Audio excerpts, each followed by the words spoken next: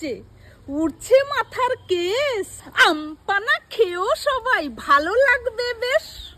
আম পানা, প্রথমে কাঁচা আমটা ভালো করে ধুয়ে আটি বাদ দিয়ে আমগুলো কেটে নেব।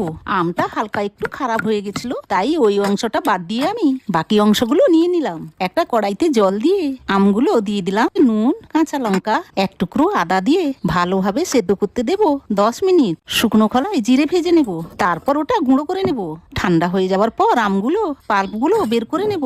এবার সবগুলো একসাথে মিক্সিতে দিয়ে ওতে চিনি, বিট লবণ, জিরের গুঁড়ো দিয়ে ভালোভাবে ব্লেন্ড করে নেব। এবার একটা গ্লাসে কয়েকটা বরফের টুকরো এবং পুদিনা পাতা দিয়ে আমপানাটা হাফ জল দিয়ে ভালোভাবে মিশিয়ে নিয়ে এই গরমে শরীর, প্রাণ, মস্তিষ্ক সবকিছু ঠান্ডা করতে মজা নিন পানা পানা আম পানা। কি শান্তি, দারুণ।